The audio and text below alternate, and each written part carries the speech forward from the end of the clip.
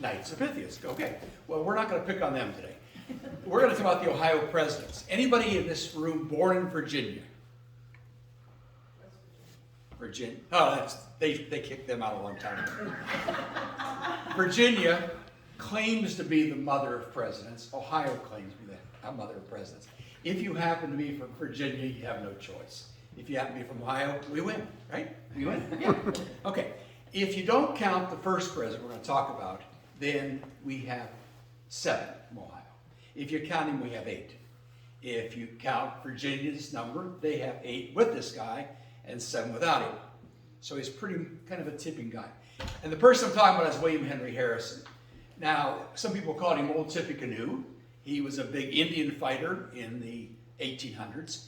And he also settled down here in Ohio to be our first governor of the Northwest Territory, and later on was really involved in Ohio politics. I think we should really claim him for us. Now, the thing we can't claim too much is what a good president he was. Because he was kind of old. He was 60.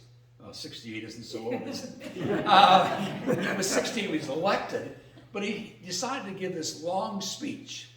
And it was raining in Washington when he had his inauguration.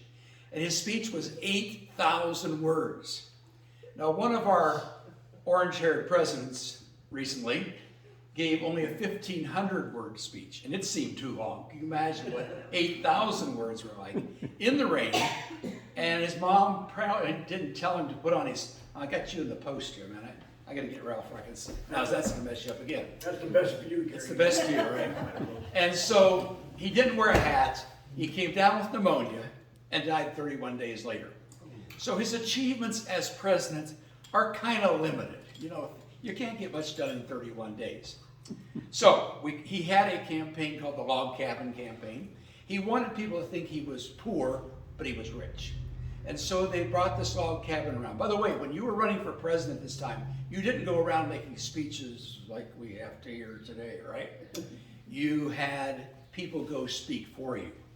So if Ralph was running for president, I would go out and try to convince people that he's a wonderful candidate.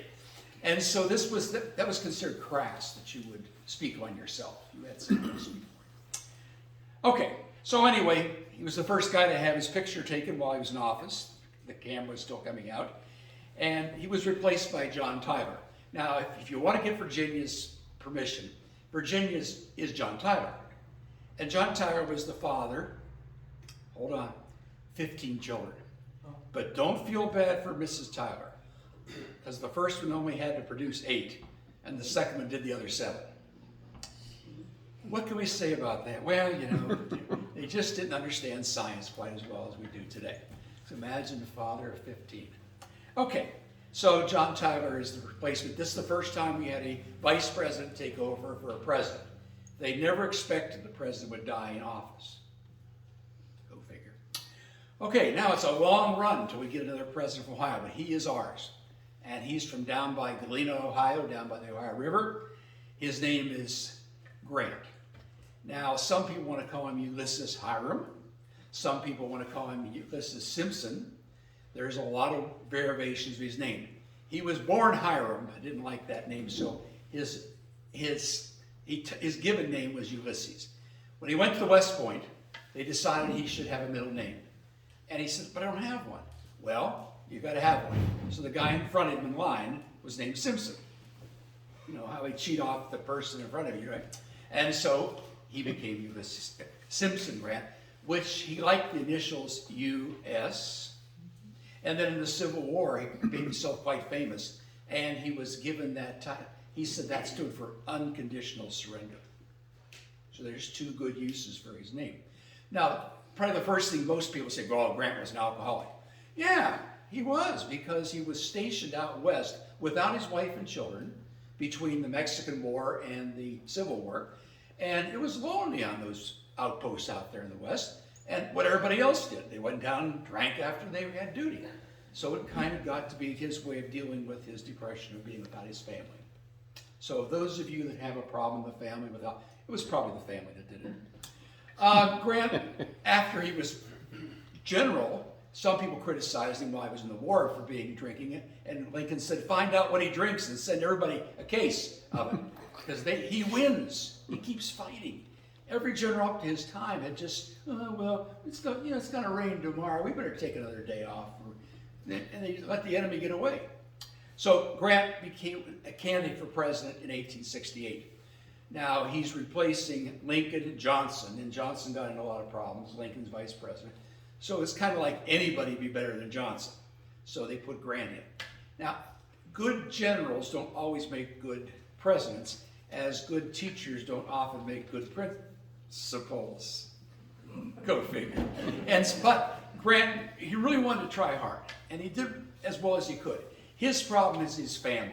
His brother-in-law tried to get him involved in a gold scandal. He had problems in the Veterans Administration. I got to put these back on. There was a problem with the Ku Klux Klan in the South. They wanted him to produce amnesty for all Confederates, and kind of fought that. His wife Julie is the first one to be referred to as a first lady. Up to that, it was the president's wife. She is the first lady. Grant, luckily, was not reelected for a third term. And so he went on a tour of Europe. And because he won the Civil War here, he was a big name. Boy, they turned out in droves to see him. So he did have a good ending to his career, except when he came back, he realized he had throat cancer. Now, some of you might have seen a picture of Grant with a stub of a cigar in his mouth. Somebody sent him a case of cigars and he had to use them up. And he didn't like the smell, so he chewed them, which gave him throat cancer. It's not good for either, those of you that have family members. So he decided he had to provide for his family. Back then, the president didn't get a pension. So he decided to write a book about his memoirs, his autobiography. Well, the authors looked at it, the editors, and said, come on, put the good stuff in. We want to read not just that we moved our troops to here and they started. That's about the people that got in trouble. So he started to narrate that autobiography, but his cancer got so bad he couldn't talk to it. So he had to write it by hand. No such thing as computers back then. He wrote the thing, and he couldn't lay down either because it made his throat close up. So he had to sit up 24 hours a day. So when he finished writing the book, was finished, he said, and he laid down and died 2 days later. But the book brought in a lot of money because Mark Twain got him a great deal on a good editor. So if you ever write your autobiography, get a good editor. Okay, he died in 1885. All right, we're moving down the line. Rutherford B. Hayes. Hayes promised he'd run for one term, and he did. He's from Ohio. Up in Delaware, Ohio, he graduated from Kenyon College. He was a lawyer. He served 3 terms as governor of Ohio. In 1876, after Grant, the scandals were kind of bad, and they're probably, we need somebody really squeaky clean. And this was the guy they chose. His election is referred to as the stolen election. Sound familiar? Yes, because in this election, he got 4 million plus votes, and his opponent got 4,300,000 votes. So the opponent, popular votes. But remember, we elect by electoral college. Remember that word? Okay, so each state has so many votes to give a president. And Congress went back and forth. They're the ones that have to break a tie for a president like this. So they went back and forth and finally decided to give it to Hayes if the troops were removed from the South. So it was kind of like open season from then on. They didn't have to deal with troops down there. His wife was referred to as Lemonade Lucy, Hayes. She didn't allow alcohol to be served in the White House. And throughout history, people accepted that. But it was actually Hayes himself who didn't want to stand up for the fact he didn't want it either because of Grant's record with alcohol. And so they said at the inauguration that the water flowed like wine. Get that? Okay. He also has the first telephone in the White House because Bell had invented the telephone. And guess what his number was? 1. Kind of cute. They instituted the Easter egg hunt roll at the White House. And he signed a bill allowing female attorneys. Let me get a count here. We're not going to win this, guys. Allowing female attorneys to argue before the Supreme Court. Up to that time, a female attorney had to get a man to represent her. So you think things were bad. Today, they're a lot worse back then. He retired to his home at Spiegel Grove, which is up near Dayton, and he died in 1893, one term. So the moral of the story so far, serve one term, it's safer. James Garfield. Now Garfield's my hero, because Garfield had a problem. He became an orphan at 2 years old. His father died when he was 2. And I always tell people that's a problem, but it's not an excuse. Because his mother raised 4 kids on herself, never remarried, and she sent him to college at Hiram University. He was a student. Oh, but Garfield, in order to help out with the family when he was a kid, he led the horses down the canals, which is about as fast as the boat moved. And that was a job a young kid could do, as long as the horse didn't, get too carried away, wanted to reach something on the side. He was a Civil War officer. He was elected to Congress for 18 years. In 1880, he was the dark horse candidate.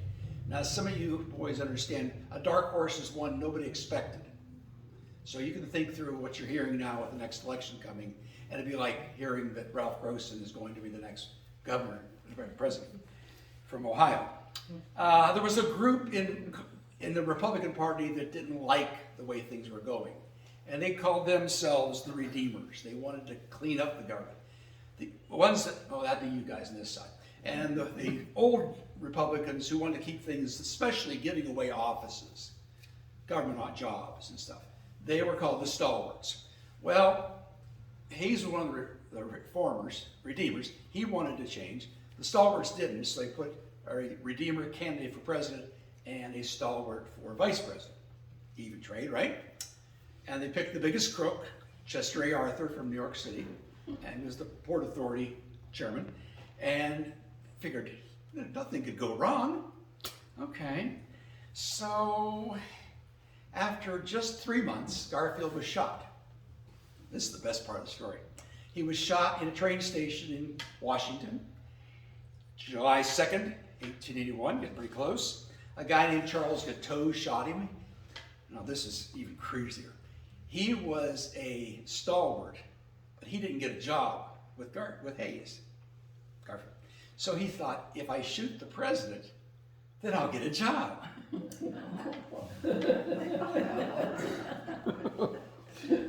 Yeah, whatever. And of course, they didn't work out as planned, and he expected to get a job in a pardon. Well, poor Rutherford B. Hayes, unfortunately, didn't die. Now, I say unfortunately.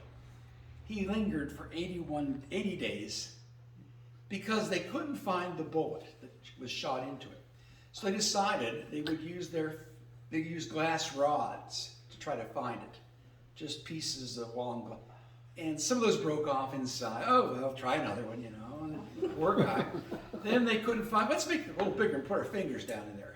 Well, maybe you should get some gloves. It's not cold, it's dry. What would you need gloves for? And they whirled around in there and they couldn't find it. So finally they decided to feed him nutritious enemas.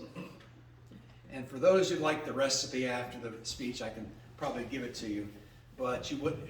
Part of that's whiskey and part of it's egg. Part of it's whiskey and part of it's eggs. And you can imagine, as an enema, what a day that would be. So they decided finally, it was hot in Washington, he couldn't get relief. They decided they would move him out to the country, to New Jersey, where it was cooler, and he died on September 19th at the age of 49. But the story doesn't end there. After he died, they did an autopsy. And guess what? They found the bullet. Safely encased in flesh. Would have been fine, except for those dirty fingers and the nutritious enemas, whatever. So he was septic when he died. So that was just a sad way after 80 days to lose your president. So he's one of those martyrs. There's a lot of things in Washington. There's a nice statue outside of the House of Representatives for James Garfield. But we jump a little in history to Benjamin Harrison. Harrison is the grandson, grandson of William Henry Harrison. He was from Cincinnati area, North Bend. He was a lawyer by trade. He's 5'6" tall. That's why they called him Little Ben. He ran 1888 against Grover Cleveland. Now, some of you remember your history. It was Cleveland was president, then he had a term off and came back. This is not a prediction for the future. So, when Mrs. Cleveland left the White House, she said to them, don't change anything, we'll be back in 4 years. Who knows? Another guy, that the election didn't come out exactly right, he got 100,000 votes less than Cleveland, but the Electoral College is what won him the White House. So he served one term also. And Harrison was the first to approve a $1 billion budget. He had a woman staff member to appease the women's suffrage movement. He signed the Sherman Antitrust Act, and he was the first to have electricity in the White House. But they wouldn't touch the switches. They were afraid they'd get electrocuted. So the workers had to do it for them. I'm going in this room, turn the lights on. Cute. His wife, Carolyn, she started the DAR, the Daughters of the American Revolution, and she died just a few days before the election of 1892, so both candidates quit campaigning. Harrison really didn't want to go back anyway, so he's our next president. Now we're getting closer to home. William McKinley. If you're born in, went to school in, Poland, practiced law in, Canton, and spent some time in a suburb of Canton called Alliance. There go his red carnation, which he thought was his good luck charm. Now, a guy named Mark Hanna from Ohio was the big pusher to get McKinley. He'd been in the Civil War, but he had problems with his wife, Ida. She lost her mother and both of their children within a 2-year period. And she went into a real depression, which eventually had fits of epilepsy. And she was not a well person.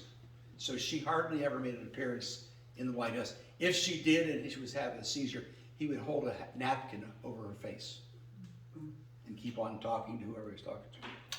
So, Spanish-American War during his time, re-elected in 1900, but here comes the irony. He loved to shake hands. Now, McKinley said he could shake a hand a second. You had to have the people moving. You had to, really quick, nice to meet you, thanks for coming. Gee, you've got a funny haircut, fine, right? But he sees a guy coming through. He's up at the Pan American Exposition in Buffalo, New York. He sees a guy coming down the line with his hand all wrapped up, and he says, oh, I'm going to be a good, nice guy. I'll ask him whatever that. What's wrong with your hand, sir? And he showed him. There was a gun tacked right inside of there, shot him point blank in the stomach, and he died 8 days later. But he didn't have his red carnation because he'd given it to a little girl before this guy came through the line, and he lost his good luck. Go figure. Now he is entombed in Canton. He's not buried in the ground. He and Mrs. McKinley are above the ground. And the anarchist, this guy that shot him, there's a funny name, Zolgotz, I pronounce it. He also was executed. So anarchists don't do well, nor assassins of presidents. Now we're going to the big time, the big league. No, not Carano. We're talking about William Howard Taft. Now we call Taft our largest president. And the numbers of 350 and 370 and got on a diet down to 349. Yeah, he was a big guy. In fact, when he was born, he weighed over 10 pounds. That must have been a day. Anyway, he and his wife, Helen, had 2 sons and a daughter. She had a stroke in 1909, just after he became president. And she didn't hardly ever talk. Now, before any of you guys say, what do you think of that? Well, she was still there. And she also is the one who got the cherry trees planted around the tidal basin in the White House. Even though the first whole batch died, they did replace them. So Mrs. Taft beautified the city. He was also the first president to throw out the first pitch at a baseball game while he was holding 4 hot dogs in the other hand. And he ran for re-election in 1912, but Teddy Roosevelt came back and said, I'm going to be president again. And it split the Republican Party, and Woodrow Wilson won. Now, there's a legacy of Taft because bathing had become more popular at that time. So in the White House bathtub was just a small object, but the president wasn't looking for a similar object. And so he had it taken out and replaced by a much larger bathtub. We call it today a hot tub for 20. But unfortunately for that, there's a picture that shows Taft and 4 or 5 guys sitting in the White House bathtub. No, they're sitting there because he isn't. Anyway, when he didn't win the re-election, and Woodrow Wilson came in, who was about as skinny as they come, and he just said, I can't put myself in that thing. You know, it took 100 gallons of water. Most of it wasn't there when Taft finished. But anyway, he had it taken out and replaced by a more modern thing. Now, after Taft was president, he got the job he always wanted. He wanted to be on the Supreme Court because he was a lawyer. So from 1920 to 1930, he was on the Supreme Court and loved it. He was Chief Justice, and he died in 1930 and is buried at Arlington Cemetery. He is one of the 2 presidents buried at Arlington, the other being JFK. yeah. So that, and so he said, well, why did they bury him at Arlington? Well, there's a lot more space. You know, you could get a double, triple lot if you need. That wasn't funny. Well, we're almost done, and the applause now starts because we get our worst Ohio president. Anybody know? Warren G. Harding. Very good. And Warren didn't really want to be president either. His wife wanted to be the first lady. Now, Warren Harding's from Marion, Ohio. If anybody been out that way, halfway here to Columbus. And he was a newspaper editor there, and he was okay at that. He liked to talk to people. He was active in civic affairs, ran for Senate in 1914, and was elected to the Washington Senate. And he and his wife Florence had no children. But that story isn't over yet either.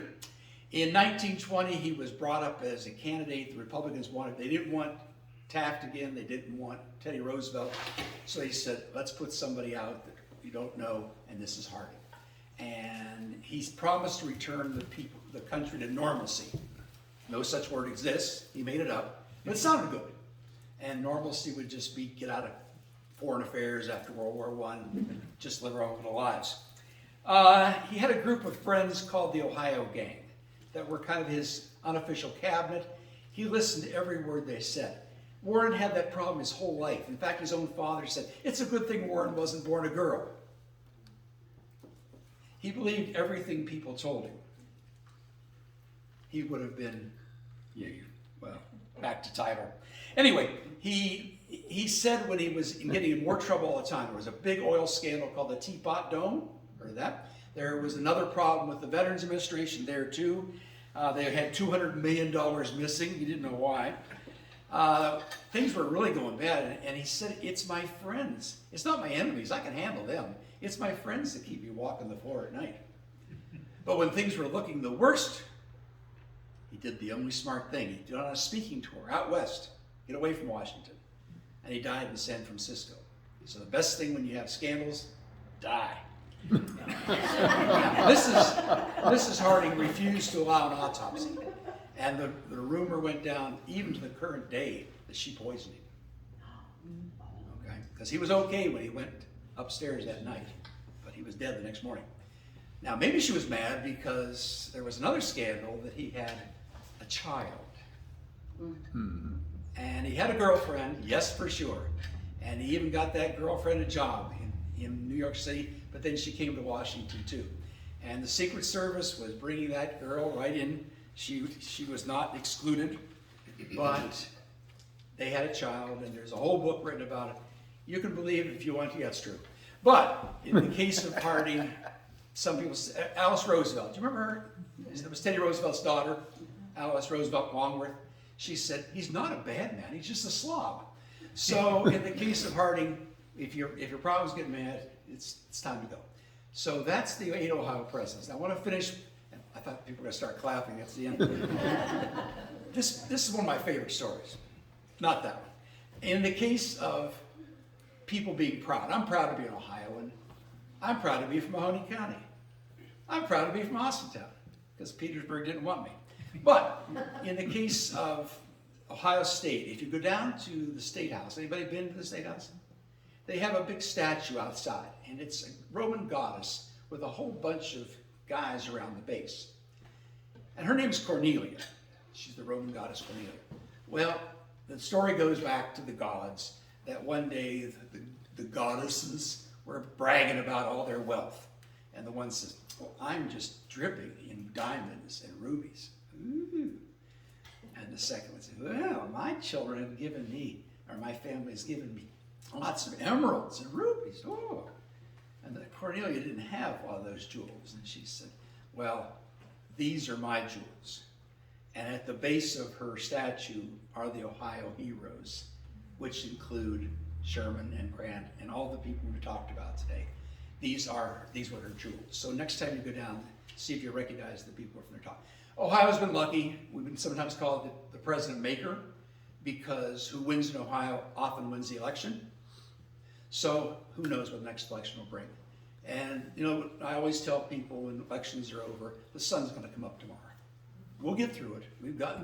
I just told you, some cases where we luckily got through it. And it survives. It was the best situation. It gives the people still the most chance. Any questions? Well, threw them off. I wasn't sleeping. Okay. Any questions for any of the presidents or observations? Well, thank you very much for your attention.